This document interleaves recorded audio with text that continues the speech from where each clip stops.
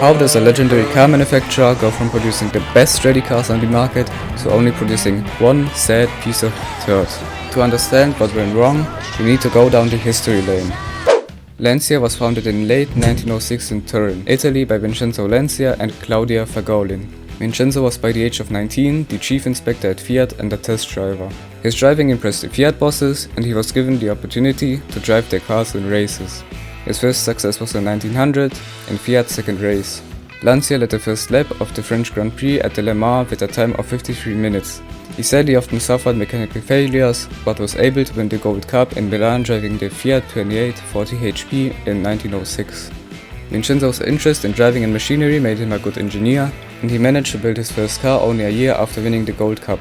Vincenzo later produced groundbreaking models like the Theta in 1913, which was the first European production car to feature a complete electrical system as standard equipment. By making innovative and good-looking cars, Vincenzo was able to establish Lancia as a car manufacturer very quickly. Sadly, Vincenzo suddenly got a heart attack, passing away in 1937. His older son Gianni Lancia took the company over. Gianni's racing enthusiasm brought him to hire a famed engineer and designer Vittorio Jano in 1945, turning the company into a new direction. About a decade later, Gianni decided to try his luck in the newly born Formula 1 World Championship, and scored a coup when he managed to lure away Alberto Ascari from Scuderia Ferrari. Despite Ascari winning the 1945 Mille Miglia, poor racing results, coupled with Lancia's ambitious plan to put in production several expensive racing prototypes, led the company to near bankruptcy. Combined with the expensive car production process, as well as a flat demand, led to Gianni leaving the company in 1956. From there on, the Pesenti family took control, with Carlo Pesenti in charge of the company. The newly reinvented Lancia company made some good-looking models in the 60s, the most notable one being the Lancia Flaminia in many different variations. The success was somewhat limited, and just 1.5 decades later, Fiat launched a takeover bid in October 1969. The Pesenti family had to accept it, losing the Lancia company significant sums of money, with losses in 1969 totaling 20 million. That doesn't sound like a lot, but adjusting for inflation, it would be around 406 million pounds in today's money. After Fiat's takeover, the legendary Lancia Stratos became a reality as a prototype in 1971. The design was now very sporty and unusual even compared to other brands. It was short, it had pop-up headlights and a pretty big duck-lip spoiler. It was constructed with racing in mind. The Stratos was pretty light, rear-wheel drive and mid-engined. The Dyno Ferrari 2.4-liter V6 had a base of 190 horsepower and was coupled with a 5-speed manual transmission. Depending on the configuration, the power output was around 275 up to 320 horsepower.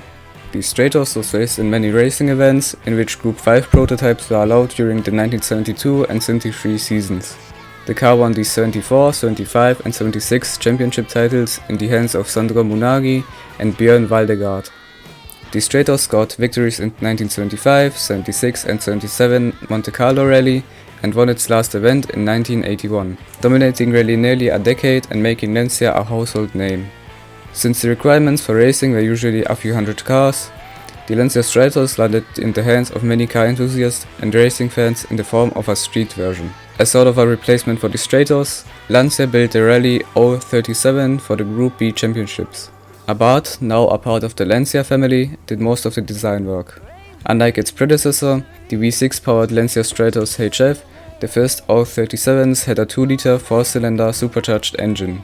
Lancia chose the supercharger over a turbocharger to eliminate turbo lag and improve throttle response. Initially, power was quoted at 265 horsepower, but was later increased to 280 and later to 325. The 037 is pretty similar to the Stratos, mid-engined, light, 5-speed and rear-wheel drive.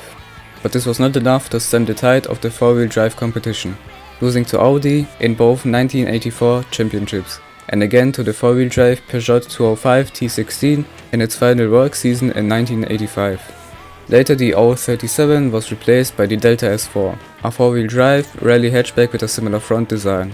The engine of the Delta S4 generated a maximum output of around 500 horsepower while being lighter than the 037. The S4 managed to win its first event in 1985 and a couple more, but it eventually retired just a year later. The Group B era abruptly ended in 1987 due to safety concerns. Group B cars were just too fast, too crazy and caused too many fatal accidents. As a response, the Delta continued racing in Group A. The Lancia Delta is one of the most successful rally cars ever, having won the VRC 6 times between 1987 and 1992. Delta's dominance helped the Italian car market, where a 42% sales increase in the first half of 1987 was directly attributed to its rallying successes. Competitors began to emerge in 1988, in response to whom Lancia produced the first Delta Integrale, and then in 1989 the Integrale 16V, which remains competitive until 1991 and netted the team 4 more rally championships. The Evoluzione Delta was introduced in 1992 and won the championship for a record 6th year in succession, before Lancia withdrew from the sport at the end of the unsuccessful 1993 season, which was the big turning point for the company.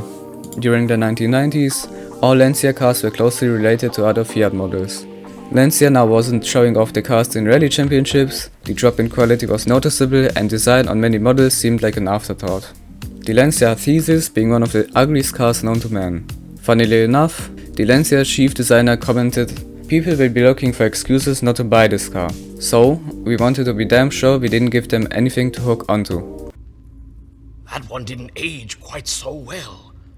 In 2011, Lancia under Fiat's management moved into another direction and added new models manufactured by Chrysler. Those Chryslers were sold under the Lancia badge in many European markets.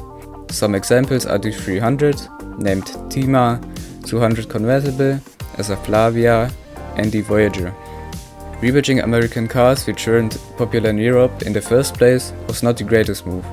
After 2015, all models produced by Chrysler were discontinued in the European market since nobody wanted them. Since then, the Lancia brand has remained alive only by continuing to manufacture and sell the Y, which received another facelift in 2020 exclusively for the Italian market. The Y is ugly, but it's cheap, starting around 10,000 euros, which is about $11,000. The car has a decent fuel economy, it's quite practical, and it's therefore the only thing that's saving Lancia from its doom. Thanks for watching. If you like what you saw, be sure to subscribe or watch this video.